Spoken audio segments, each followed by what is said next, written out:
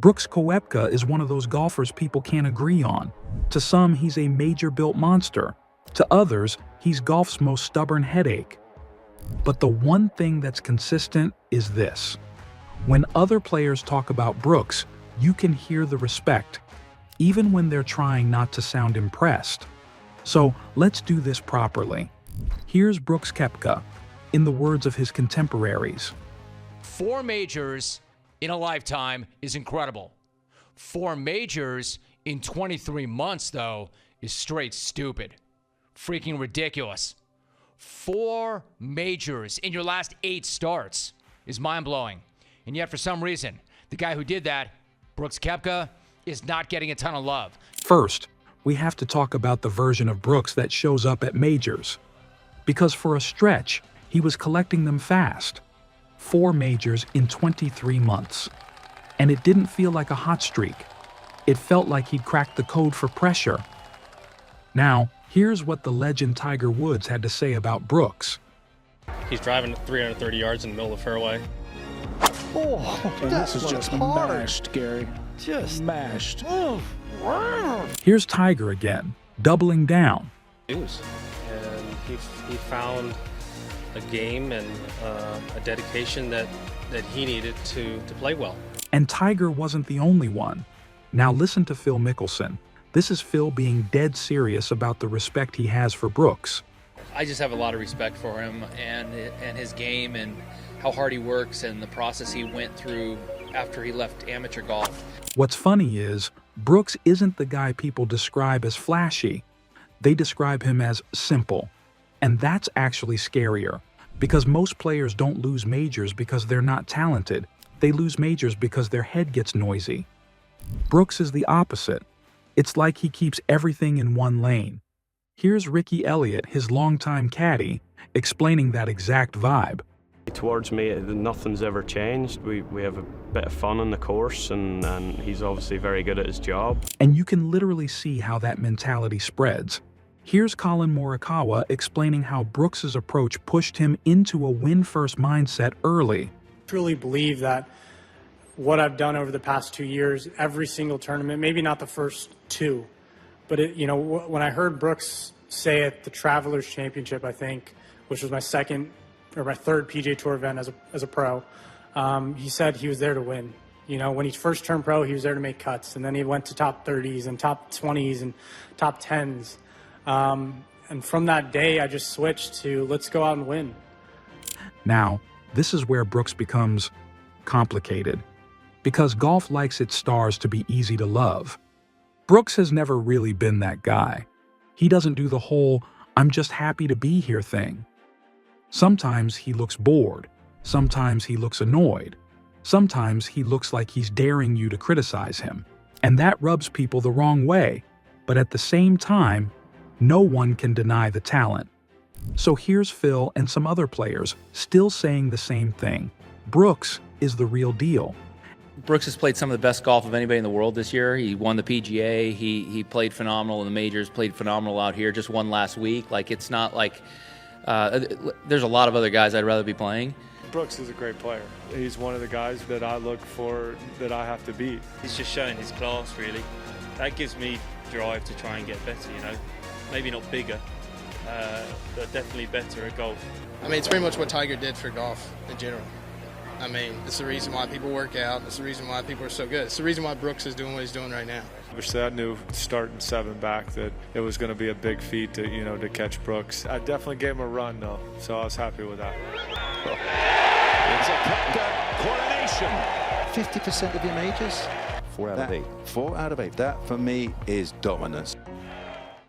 And then we hit the chapter that turned golf into actual drama, Brooks versus Bryson. Because this wasn't subtle. You didn't need deep context to understand it. It was 2 completely different personalities, and neither one was pretending to like the other. Here's what Bryson DeChambeau had to say about that feud. He was a dick to me in 2018. Honestly, I'd start stroking guys. If you're going to take that long, you got to get stroked. Over the slow play stuff that happened. So, I took a long time for a putt, but it was because other guys were in the fairway and we had time. From then on, it just kind of was always this little sticking point. I lost my train of thought, yeah. hearing that bullshit. No, yeah, it was just never. We just didn't want anything to do with each other. And whether you thought it was petty or unnecessary, you can't deny it was entertaining. Then came LIV, and Brooks became one of the biggest names attached to that whole split. So when people started talking about Brooks coming back into PGA Tour life, it wasn't just a sports update, it was a "what does this mean" conversation. First, here's Sergio Garcia straight up admitting losing Brooks was massive for LIV. I mean, it's obviously a little bit sad to see Brooks leave. Obviously he didn't seem very happy last year with his game, and probably what's going on with him, and obviously he felt like this was the best decision for him, and I respect that. Now, here's Rory McIlroy reacting to the idea of Brooks coming back.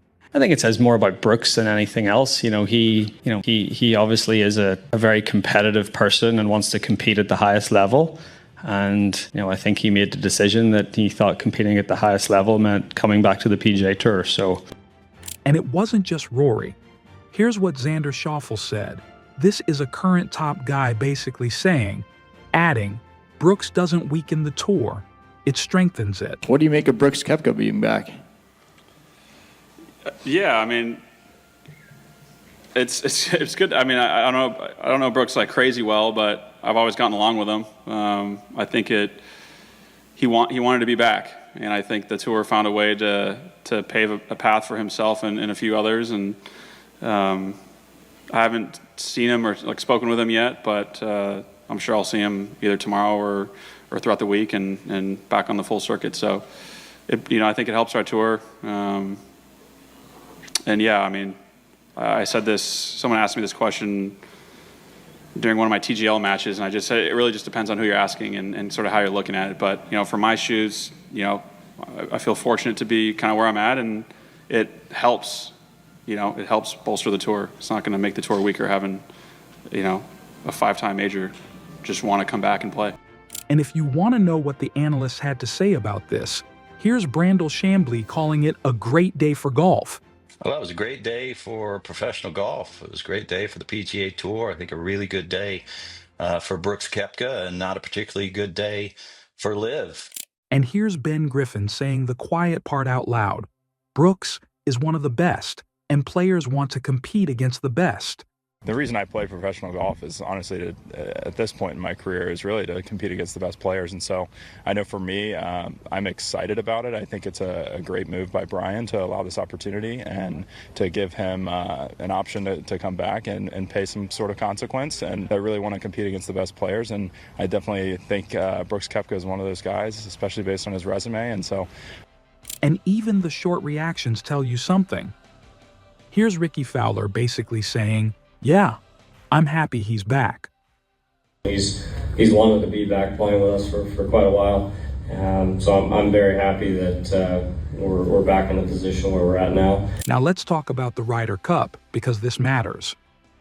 Koepka was the lone LIV golfer on Team USA in 2023, and people were questioning everything, the optics, the loyalty stuff, and even whether he'd fit in a tight team room. So listen to how Zach Johnson defended picking him. He's not just talking about golf shots. He's talking about the guy. The only thing that was said about Brooks with the guys that, specifically the top 6 that made the team on their own merit, was we want Brooks Koepka to play for Team USA. It's a pretty magnetic attribute I think he has in his personality. So, and then you couple that with his talent, it makes for a pretty awesome teammate. So what's the real Brooks Koepka story?